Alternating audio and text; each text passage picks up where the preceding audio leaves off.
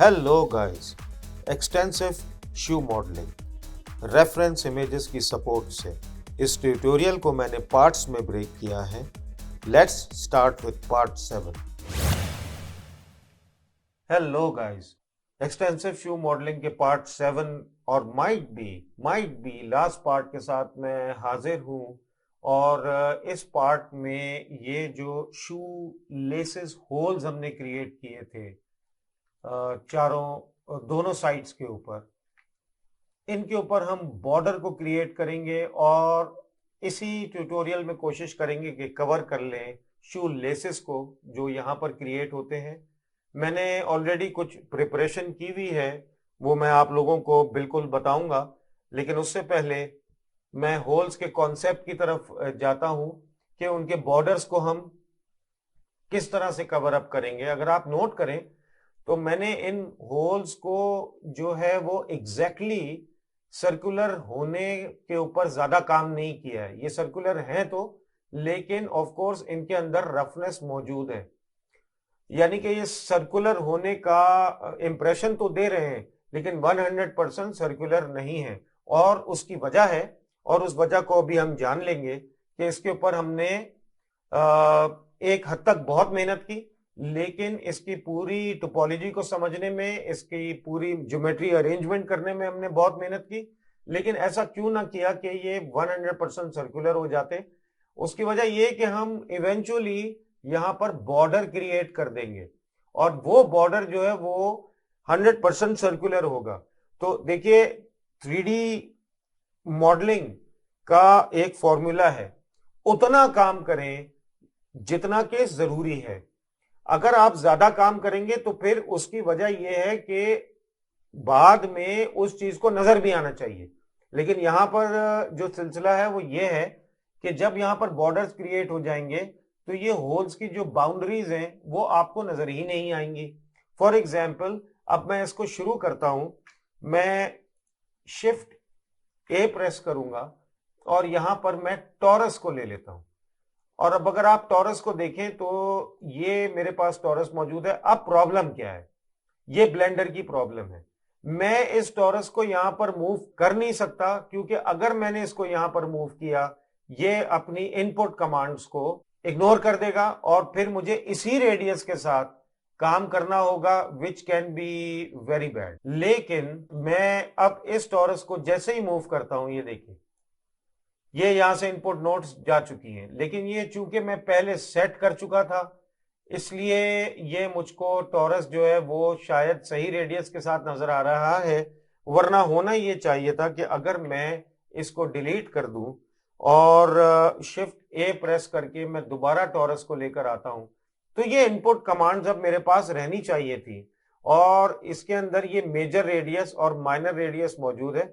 For example, यहां पर 0.17 metre major radius है और माइनर रेडियस 0.02 मीटर है। यानी कि जो बाहर का रेडियस है, ओवरऑल रेडियस, वो 0.17 मीटर है और मेजर रेडियस से लेके ये यहां तक माइनर रेडियस है जो कि 0.02 मीटर है। मैं इसको बढ़ाता हूं तो ये देखिए, ये मेजर रेडियस है, ये बढ़ना शुरू हो गया। मैंने राइट क्लिक कर दिया ताकि कमांड कैंसिल हो जाए। और अगर मैं माइनर रेडियस को कम ज्यादा करता हूं तो ये इंटरनल रेडियस है जो कि मैं कम और ज्यादा कर रहा हूं। मैंने इन सेटिंग्स को पहले चेक किया और उसके बाद अब मुझको अंदाजन जो है, क्योंकि मुझे मूव करके इसको यहां लेकर आना है, जैसे ही मैं इसको मूव करूंगा, यहां पर लेकर आऊंगा, इनपुट नोड्स गायब हो जाएंगी। लेकिन बहरहाल मैं इसको यहां पर लेकर आया, देखिए इनपुट नोड्स चली गई। मैं यहां पर लेकर आया और अब मैं इसको रोटेट करूंगा और इससे अलाइन करने की कोशिश करूंगा। इससे पहले मैं एक और काम करूंगा और वो ये कि मैं सेलेक्ट बॉक्स में चला जाऊंगा। ये जो आप क्रॉस विंडो सिलेक्शन देख रहे हैं, अब अगर मैं जी एक्स, जी वाई और G Z, R X, R Y और आर जेड प्रेस करूं तो मूव और रोटेट में कर सकता हूं। लेकिन कीबोर्ड के ऊपर आर और एक्स बहुत फासले पर है, जी एक्स भी एक डिस्टेंस के ऊपर है। ये आप या तो अपनी आदत बना लीजिए या फिर इसका एक और तरीका है, और वो ये है कि मैं यहां पर टॉप राइट के ऊपर, ये गिज्मो मेन्यू है, यहां पर आता हूं और मूव और रोटेट को ऑन कर देता हूं। ये दोनों गिज्मोज ऑन हो गए। मैं स्केल को भी ऑन कर सकता हूं, लेकिन स्केल की इस वक्त मुझे जरूरत नहीं है। वो मैं देख लूंगा, अगर मुझे ऑन करना हुआ मैं कर दूंगा। और मैं यहां पर लाने के बाद अब मेरे पास मूव और रोटेट जो है वो मेरे पास हैंडी यहां पर मौजूद है। उसके लिए मुझे इस सेलेक्ट बॉक्स पर यहां क्लिक करना पड़ता है ताकि ये एक्टिवेटेड रहे। अगर मैं यहां पर चला जाऊंगा तो सिर्फ मूव गिज्मो नजर आएगा, और अगर मैं लेफ्ट इस टूल मेन्यू में रोटेट के ऊपर चला जाऊंगा तो सिर्फ रोटेट गिज्मो नजर आएगा। अगर मैं सेलेक्ट पे रहूंगा तो ये दोनों मुझको एक ही साथ मिलेंगे। ये छोटी छोटी चीजें जो कि बहुत ज्यादा वक्त सेव करती हैं और आपका वक्त बर्बाद भी कर सकती हैं अगर आपको ये नहीं मालूम हो।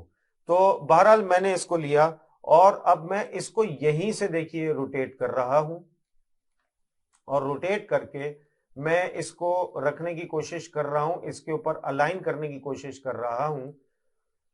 और मैं इसको यहां लेकर आया और मैंने इसको यहां पर लाकर रखा, थोड़ा सा और रोटेट किया ताकि ये मुझे नजर आए, क्योंकि देखिए ये काम सारा का सारा 3D में, 3D यानी कि पर्सपेक्टिव व्यू में ही होगा।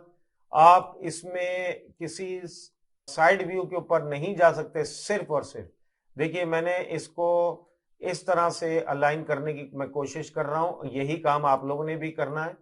और अब मैं इसको लेकर जाता हूं और यहां पर लाकर रखता हूं, तो ये जाहिर सी बात है कि थोड़ा सा इसका रेडियस जो है वो ज्यादा है। मैं इसके रेडियस को कम कैसे करूंगा, एस प्रेस कर दूं, या मैं यहां पर आकर गिज्मो में आकर मैं स्केल को भी ऑन कर दूं, लेकिन यहां बहुत क्लटरिंग हो जाएगी, इसलिए मैं सिर्फ और सिर्फ उसको नहीं कर रहा। अगर मैं चाहूं तो मैं यहां पर आकर स्केल को ऑन कर दूं। अब मैं स्केल भी कर सकता हूं, अगर मैं बीच में से स्केल करना चाहूं तो मैं स्केल कर सकता हूं, साइड से स्केल करना चाहूं मैं कर सकता हूं। लेकिन इसका आसान तरीका अभी फिलहाल जो है वो ये है कि मैं स्केल को बंद कर देता हूं और एस प्रेस करता हूं, और एस प्रेस करके मैं यूनिफॉर्म स्केलिंग कर लेता हूं, क्योंकि मुझे यूनिफॉर्म स्केलिंग ही चाहिए। मजीद एस प्रेस करता हूं और ये लाकर मैं इसके साथ इसको अलाइन कर देता हूं। तो ये ऑलमोस्ट मेरे पास इस वक्त अलाइन हुआ है। मैं इसको थोड़ा सा और रोटेट करके इसको इसके साथ अलाइन करता हूं।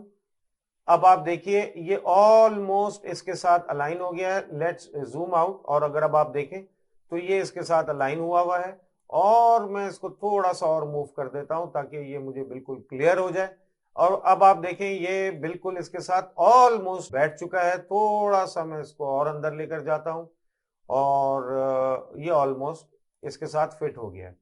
अब अगर आप देखें तो ये मेरे पास चूंकि सेट हो चुका है। देखिए ये रेडियस, इनर रेडियस और मेजर रेडियस और इनर रेडियस आपको सेट करना पड़ेगा, इसको यहां लाकर स्केल करना पड़ेगा। जब ये इसके साथ स्केल हो गया तो अब आप देखिए राउंडनेस मुझे मिल गई है।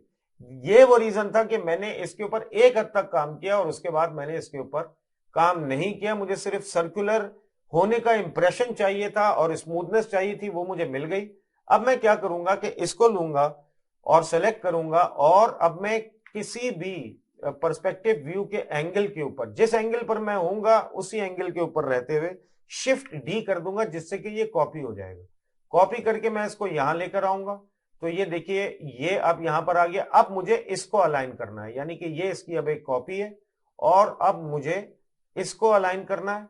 और मैं इसको आराम से, ये दोनों गिज्मोस चूंकि मेरे पास ऑन हुए हुए हैं, थोड़ा थोड़ा आप लोगों को शुरू में थोड़ी सी प्रॉब्लम होगी, लेकिन यही वो मैनिपुलेशन है। देखिए मॉडलिंग का मतलब टूल्स को इस्तेमाल करना नहीं है। अब आपका जो काम है ना वो basically move, rotate, scale, vertices की मैनिपुलेशन, एजेस की मैनिपुलेशन और फेसेस की रीलोकेशन, एडजस्टमेंट, अलाइनमेंट, इन सब से काम करना जो है वो आपका बहुत जरूरी है। देखिए ये भी मैंने अलाइन कर दिया। इसी तरह से मैं शिफ्ट डी प्रेस करूंगा और मैं इसको यहां लेकर आऊंगा, और ये मैंने आपको टेक्निक बता दी है। ऑलमोस्ट ये बराबर ही हैं, जो होल्स हैं इनको मैं इस तरह से अलाइन कर दूंगा। और ये करने के बाद मैंने इसको उठाया थोड़ा सा और ये मैं इसको लेकर आ गया। अब ये अच्छा, और अगर मैं शिफ्ट प्रेस करूं तो यहां पर अब स्लो मूवमेंट होगी। अगर आप चाहते हैं तो आप इसको कंट्रोल भी कर सकते हैं, तो शिफ्ट का भी इस्तेमाल आप कर सकते हैं। मैं इसको थोड़ा सा ऊपर लेकर आ गया और ये मैंने ऑलमोस्ट इसके साथ अलाइन कर दिया। अब अगर मैं चाहूं तो इस ट्यूटोरियल को लंबा कर दूं, वो ये कि मैं ये करता रहूं, यानी कि ये 3 और ये 2 होल्स, और उसके बाद शू लेसेस के ये 5 के 5 होल्स मैं अलाइन करूं। मैंने इसका तरीका ये निकाला है कि मैं अब इन तीनों को, ये आपको आपको तरीका तो समझ में आ गया कि आपने पहले टॉरस क्रिएट करना है, उसके बाद उसके रेडियस को कंट्रोल करना है, उसके आउट रेडियस, मेजर रेडियस को कंट्रोल करना है, और उसके बाद इनको अलाइन करना है। अलाइन करने के बाद इनको कॉपी करना है और मूव करते जाना है और अलाइन करते जाना है। अब मैं इन तीनों को लेता हूं और डिलीट कर देता हूं। डिलीट मैंने इसलिए किया है कि मेरे पास ये पहले से ही, मैंने आपके ट्यूटोरियल बनाने से पहले ही मैंने इनको क्रिएट कर दिया था ताकि आप इनको देख सकें। मैंने आपको तरीका बता दिया है। अब आप जो है, मैंने ट्यूटोरियल का वक्त बचाया है इसमें थोड़ा सा, और अब आप जो है वो इसको देख सकते हैं कि ये दोनों तरफ जो है वो अलाइन हो चुके हैं। इसी तरह से ये टॉरस जो आप कॉपी करके दूसरी साइड के ऊपर ले जाएंगे और यहां पर अलाइन करेंगे। जितना भी आप कर सकते हैं, हो सकता है कि ये अभी भी 100% अलाइन ना हो। मैंने इसको किया तो है, लेकिन आप इसको मुझसे बेहतर कर सकते हैं, तो वो आप कर लीजिएगा और इसके ऊपर टाइम दे दीजिएगा। इन चीजों में टाइम लगता है, लेकिन इससे आपकी नेविगेशन और control of the tools and सब ऑब्जेक्ट्स जो हैं और दूसरे ऑब्जेक्ट्स के ऊपर कंट्रोल बहुत अच्छा होता है, और ये प्रैक्टिस मैं चाहता हूं कि आप करें। जैसे ही हमने ये बॉर्डर क्रिएट कर दिया, इस बॉर्डर को क्रिएट करने के बाद अब मैं आता हूं लेसेस की तरफ। इसका तरीका यह है कि मैं टॉप व्यू में जाता हूं, यहां पर आकर मैं शिफ्ट ए प्रेस करता हूं और एक प्लेन क्रिएट करता हूं। इस प्लेन को क्रिएट करने के बाद मैं एस वाई प्रेस करता हूं ताकि मैं इसको नॉन यूनिफॉर्म अलाइन कर लूं, और इसको मैं अलाइन करके इतना कर देता हूं। मैं देखिए इसके लिए इसको प्रिपेयर कर रहा हूं। लेस में अभी ये मैं basically I am trying to make a lace, लेकिन मैं इस लेस को लेकर यहां पर अभी नहीं आया हूं। मैं सिर्फ अंदाजे से इसके ऊपर काम कर रहा हूं कि इसकी लेंथ कितनी होनी चाहिए, इसकी विड्थ कितनी होनी चाहिए। उसके बाद मैं एस एक्स प्रेस करता हूं और इस डायरेक्शन में भी मैं इसको स्केल कर देता हूं। उसके बाद मैं टैब प्रेस करता हूं, कंट्रोल आर प्रेस करता हूं, और मैं कंट्रोल आर प्रेस करने के बाद इसके ऊपर 1 2 3 4 और 5 मैंने एजेस जो है वो लूप, एज लूप्स जो है वो क्रिएट कर दिए। वैसे देखा जाए तो अब यहां पर 6 फेसेस हैं और ये सेट ऑफ वर्टिसेस हैं। ये कोई रिजिड रूल नहीं है, लेकिन ये मैंने अपने अंदाजे से किया है क्योंकि मुझे अब लाकर यहां पर इसको मैच करना है।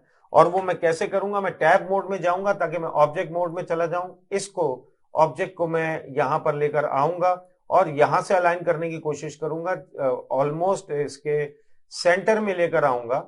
अब मैं पर्सपेक्टिव व्यू में चला जाता हूं और इसको मैं ऊपर लेकर आता हूं। अब अगर आप देख रहे हो तो ये मेरे पास ऊपर आ गया है। थोड़ा सा मैं इसको रोटेट करता हूं, और रोटेट मैं करता हूं इसको इस एक्सिस में ताकि ये इस टंग के साथ और इस प्रोफाइल के साथ अलाइन हो जाए। जितना मैं कर सकता हूं, थोड़ा सा और नीचे, और यहां पर लाकर मैं इसको इसके सेंटर में रख देता हूं क्योंकि इसने अब यहां से नीचे जाना है। अब देखिए, अब जो काम है ना वो वर्टेक्स का है और पर्सपेक्टिव व्यू का है, क्योंकि अब ये टॉप व्यू का या किसी ऑर्थोग्राफिक व्यू का काम खत्म हो गया।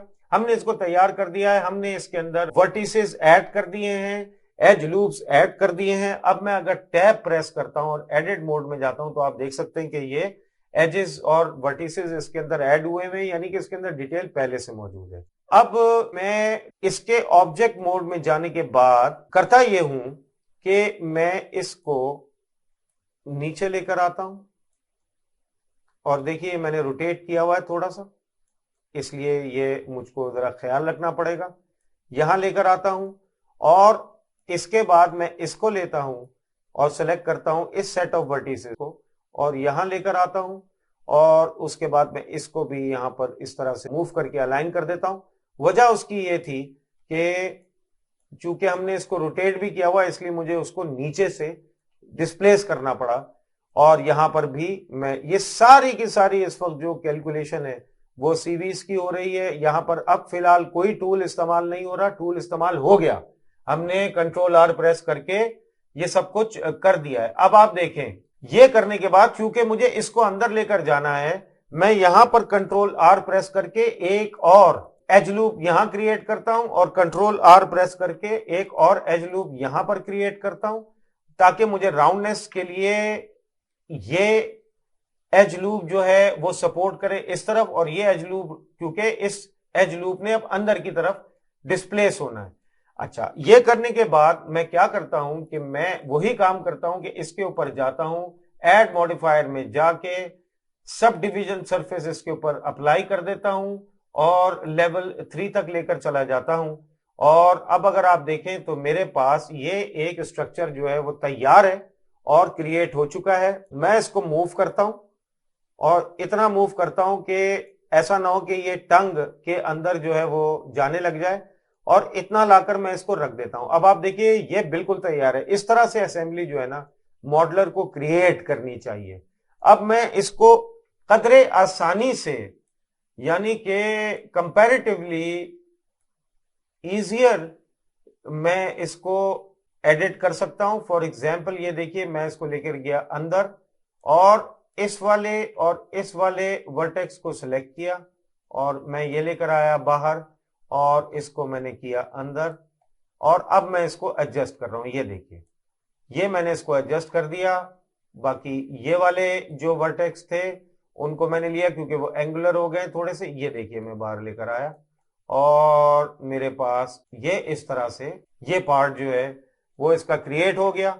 इसी तरह से मैं यहां पर गया और इन वर्टेक्स को सेलेक्ट किया, अंदर लेकर गया और इनको मैं ऊपर लेकर गया, वापस और अंदर लेकर आया और उसके बाद मैंने इन वर्टिसेस को सेलेक्ट किया, यहां लेकर आया, थोड़ा सा डिस्प्लेस किया बाहर, और ये देखिए मैंने बाहर डिस्प्लेस किया है।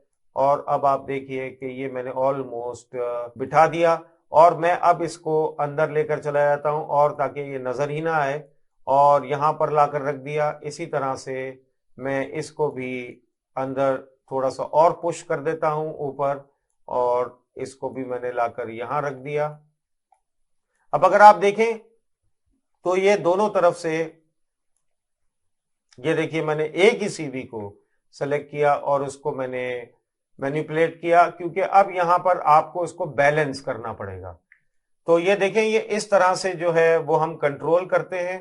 अब अगर आप देखें मैं क्या करता हूं, टैब प्रेस करता हूं, मेरे पास ये ऑब्जेक्ट क्रिएट हो चुका और इसके अंदर थोड़ी सी हाइट की जगह भी है जो कि मैंने जानबूझकर छोड़ी है। इतना मुझे डिस्टेंस चाहिए था, थोड़ा सा मैंने इसको अलग किया हुआ है। अब उसकी वजह यह है कि मैं अब जाऊंगा सॉलिडिफाई के ऊपर और सब डिवीजन को मैं नीचे रखूंगा और इसकी थिकनेस जो है सॉलिडिफाई की वो मैं 0.03 करके देखता हूं। तो ये देखिए ये 0.03 हो गई। अब इसकी थिकनेस क्रिएट हो गई है, लेकिन अगर आप देखें तो ये यहां पर पेनिट्रेट कर रहा है। इसके साथ मैं टैब मोड में जाता हूं, इस वर्टेक्स को सिलेक्ट करता हूं और इसको ऊपर करता हूं। ये मुझे सब करना पड़ेगा, ये कोई प्रिसाइसली अब कोई काम नहीं होने वाला। तो इसी को मॉडलिंग कहते भी हैं भाई, ये है कोर मॉडलिंग। अब ये मॉडलिंग इस तरह से नहीं होती, और अगर आप देखें तो वो लेसेस होते भी इसी तरह से, उनका कोई दिन ईमान नहीं होता। वो क्या कहते हैं, किसी वक्त भी जो है वो बाहर आ सकते हैं, कहीं पेनिट्रेट हुए हुए होते हैं, कहीं घुसे हुए होते हैं, और ये ज्यादा नेचुरल भी है। ये इस तरह से होना भी चाहिए, वरना हर चीज स्केल और मेजरमेंट से अगर आप करेंगे तो वो आपको इतनी पसंद बाद में नहीं आएगी, वो बहुत आर्टिफिशियल लगता है। तो ये देखिए मैंने इसको क्रिएट कर दिया और अब मेरे पास ये एक लेस जो है एक लेस जो है वो क्रिएट हो गई है। इसको अब अगर मैं कॉपी करूंगा तो मैं यहां लेकर आऊंगा, वो कैसे, शिफ्ट डी, और मैं यहां पर लाकर रखूंगा। और अब आप देखिए ये आ गया। अब मुझे इसको प्लेस करना है, और सिर्फ प्लेस नहीं करना है, अब यहां पर डिस्टेंस जो है वो दूसरे हो चुके हैं। यहां जो इस बॉडी का जो डिफरेंस है वो इस डिफरेंस से कम है, तो यहां पर मुझे इसको सेट करना होगा। और मुझे हो सकता है कि इसको स्केल करना हो। SX मैंने प्रेस किया और मैंने इसको ओवरऑल पूरे ऑब्जेक्ट को स्केल किया और यहां पर लाकर रखा। और अब मैं क्या करूंगा कि इसको ऊपर की तरफ उठाऊंगा ताकि ये अपने ये इसको रूम मिले। और अब अगर आप देखें तो ये तकरीबन सेट हो गया है। अब ये सिर्फ नीचे का हिस्सा है, अगर आप देखें तो ये नीचे का जो हिस्सा है उसको हमें सेट करना होगा। मैं ऑल्ट जी प्रेस करता हूं ताकि मुझे अंदर वर्टेक्स नजर आए, ऑल्ट जी दोबारा प्रेस कर देता हूं ताकि शेडिंग मोड के अंदर मैं देख सकूं। और ये देखिए मैंने इसको थोड़ा सा और ऊपर उठाया, यानी कि मैंने उसी ऑब्जेक्ट को एडिट करना शुरू कर दिया। ऑल्ट जी दोबारा प्रेस करता हूं, इन वर्टेक्स को सिलेक्ट करता हूं और मैं इसको आगे की तरफ लेकर आता हूं और नीचे के जो वर्टेक्स हैं उनको मैं सेलेक्ट करता हूं, दोनों को देख भी लेता हूं ऑल्ट जी से कि वो सिलेक्टेड हैं।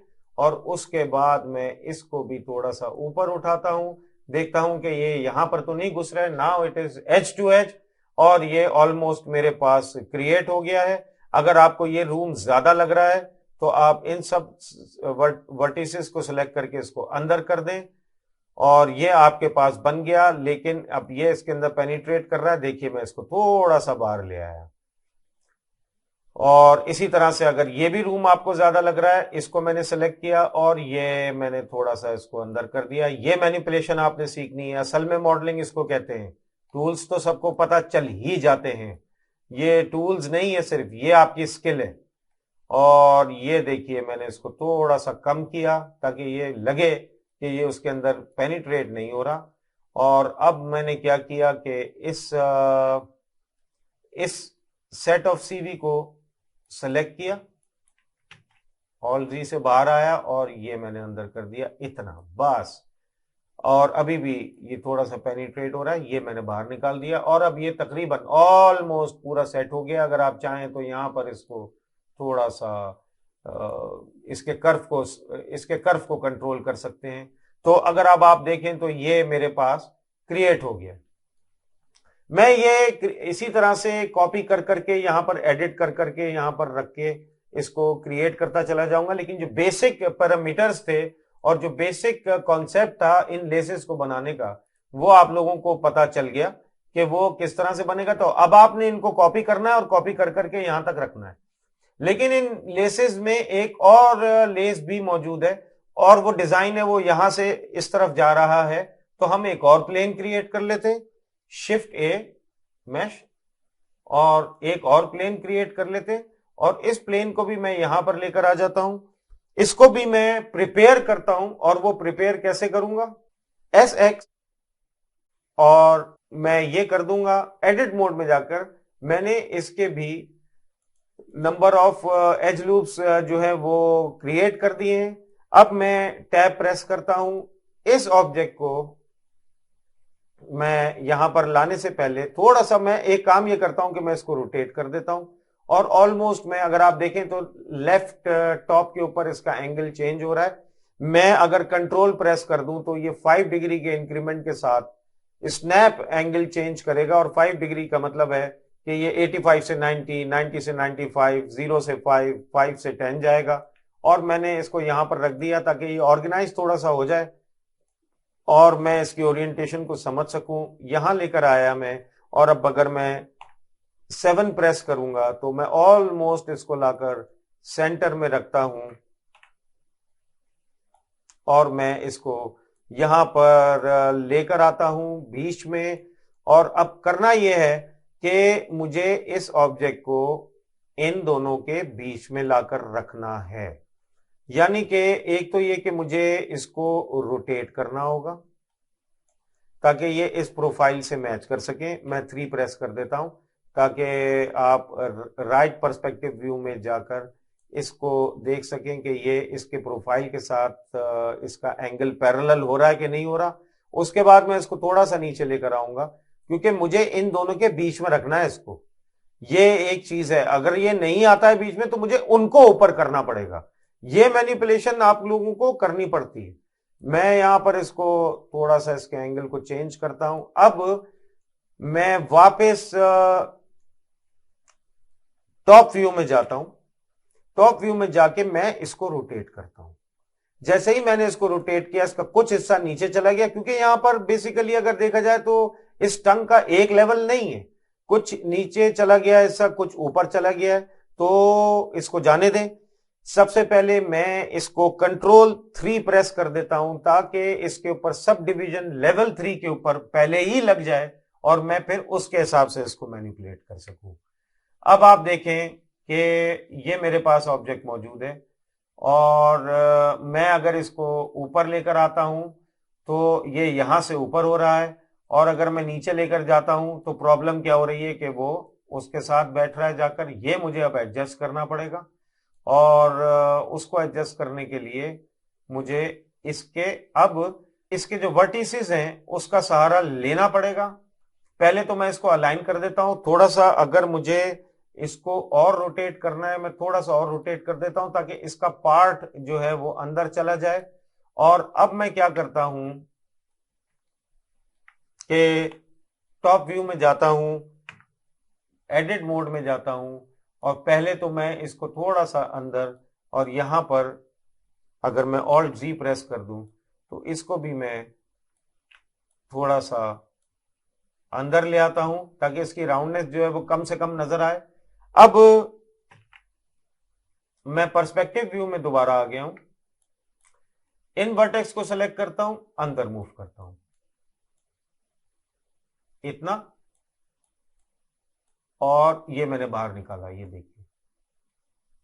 उसके बाद ऑल्ट जी, मजीद वर्टिसेस ये रहे, ये बाहर निकाला मैंने, ऑल्ट जी, ये रहे वर्टिसेस, इनको भी बाहर निकाला मैंने, और यहां पर जो ये एक वर्टेक्स है इसको मैंने बाहर निकाला, और इसी तरह से यहां पर ये एक वर्टेक्स है क्योंकि ये जो टंग है इसका प्रोफाइल ही इस तरह का है, इसको भी मैंने बाहर निकाला। तो अब आप देखिए कि मेरे पास ये ऑलमोस्ट क्रिएट हो गया है, इसका एंगल क्रिएट हो गया है। इसको मैं थोड़ा सा और ऊपर ले जाता हूं क्योंकि अब ये हिस्सा आपको वैसे नजर नहीं आना है, लेकिन मैं इसकी प्रिसीजन में इसलिए जा रहा हूं ताकि आप सीख सकें, वरना मैं तो इसको ले जाकर अभी यहीं पर ही छोड़ दूंगा क्योंकि इसने रेंडर भी नहीं होना इस एरिया में। लेकिन फिर भी ये आप लोगों ने सीखना है। ये देखिए, इस तरह से मैंने इस ऑब्जेक्ट को यहां पर कंट्रोल किया। इसी तरह से मैं इसको अंदर कर देता हूं, ये कहीं रेंडर में ना आ जाए हिस्सा, इसलिए इसको थोड़ा सा अंदर कर देता हूं। अब आप देखें तो मेरे पास ये एक नया ऑब्जेक्ट क्रिएट हो गया है। अब देखा जाए तो ये इसका एंगुलर लेस बन गया है। अब आप क्या कर सकते हैं कि इस एंगुलर लेस को, वैसे इसका डाया जो है, इसकी जो विड्थ है वो उसको बढ़ा सकते हैं। मैं क्या करता हूं कि मैं सॉलिडिफाई में जाकर सबसे पहला काम तो ये है कि इसकी थिकनेस जो है वो बढ़ा देता हूं, और उस थिकनेस को मैं 0.03 करके देखता हूं तो वो थिकनेस बहुत ज्यादा हो गई, वो बहुत ज्यादा पेनिट्रेट कर रही है अंदर। मैं 0.02 कर देता हूं, और इसके बाद सब डिवीजन को उठाकर नीचे ले जाता हूं। तो अब आप देखिए इसकी थिकनेस भी अब आपको नजर आ रही है। मजीद अगर आप सब डिवीजन चूंकि राउंडेड कर देता है, थिकनेस को 0.03 कर दीजिए तो थिकनेस अब आपको नजर आ रही है। अब आपको उसके हिसाब से थोड़ा सा इसको मैनिपुलेट थोड़ा सा और करना पड़ेगा, और वो ये कि इसको थोड़ा सा ऊपर उठाना पड़ेगा, लेकिन इसके पास स्पेस बहुत ज्यादा कम है।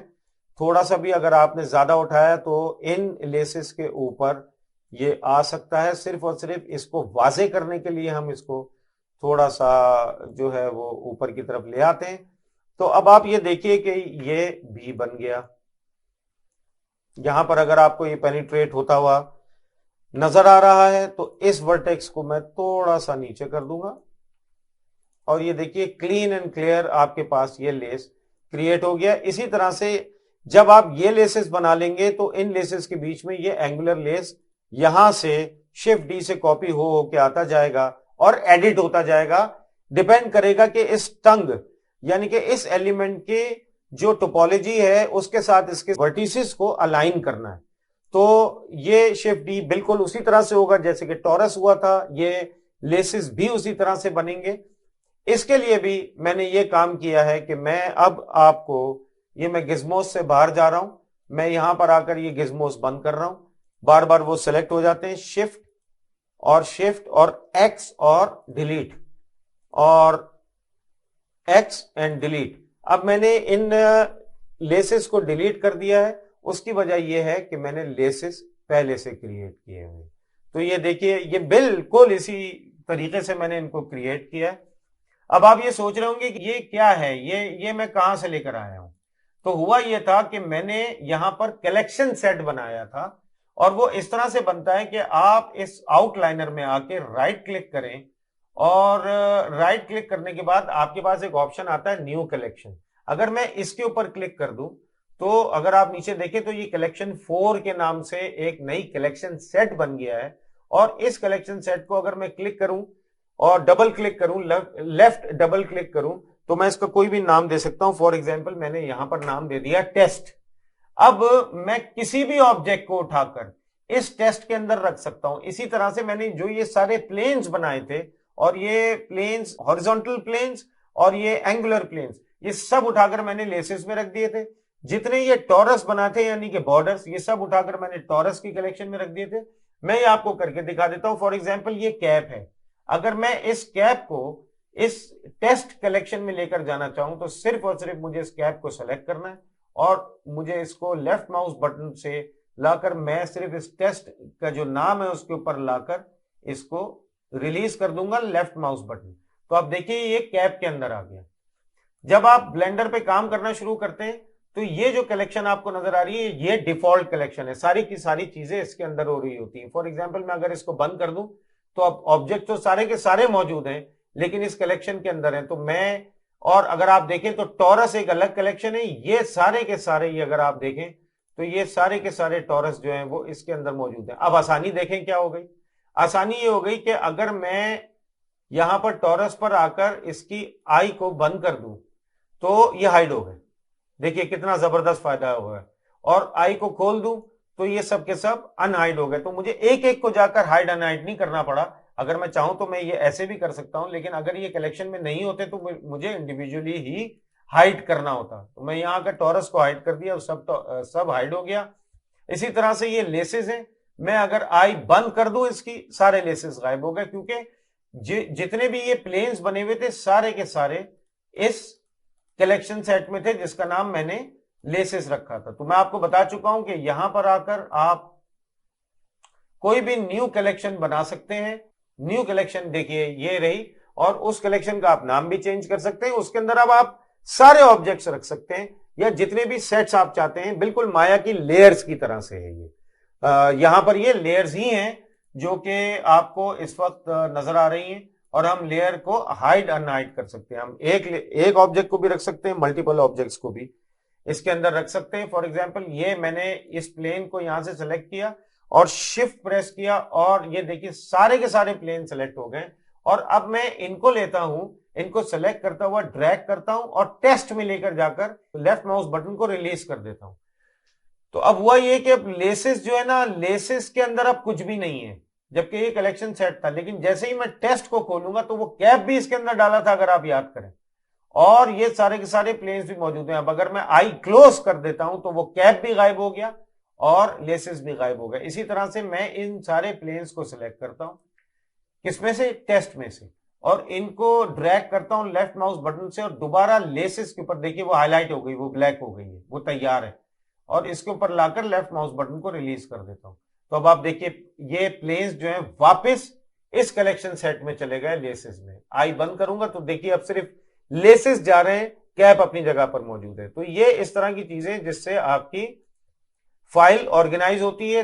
These are very good and very powerful commands, और एक प्रोफेशनल 3D सॉफ्टवेयर में इनका होना जरूरी है, जिससे पावर ऑफ ब्लेंडर पता चलती है कि कितना कितना पावरफुल सॉफ्टवेयर ये है। इन्होंने इन सब चीजों को ऑर्गेनाइज किया हुआ है। तो गाइस ऑलमोस्ट हमने इस शू को क्रिएट कर दिया है, और मैं ये चाहता हूं कि अब आप इसको फॉलो करके यहां तक ले जाएं। शेडिंग एंड टेक्सचरिंग अभी मैं इसकी नहीं कर रहा हूं, आप इसके मॉडल तक जाएं। शेडिंग एंड टेक्सचरिंग मैं स्क्रैच से स्टार्ट करूंगा ताकि आप इस शू को खुद मॉडल कर सकें। मैं इन मॉडल्स को दोबारा लेकर आऊंगा, मैं ये बना बनाकर आप लोगों को दे रहा हूं और रख रहा हूं, और यकीनन आप लोग भी बना रहे होंगे तो आप उसके ऊपर ट्राई करेंगे।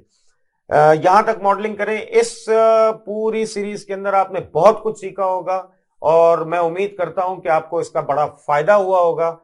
गाइज अपना ख्याल रखिएगा, और इस पूरी सीरीज को बहुत इनेमाक के साथ करने की कोशिश कीजिएगा। मैं फिर मजीद और ट्यूटोरियल्स के साथ अगर जिंदगी रही तो हाजिर हूंगा। उस वक्त तक के लिए अपना ख्याल रखिए। Take care.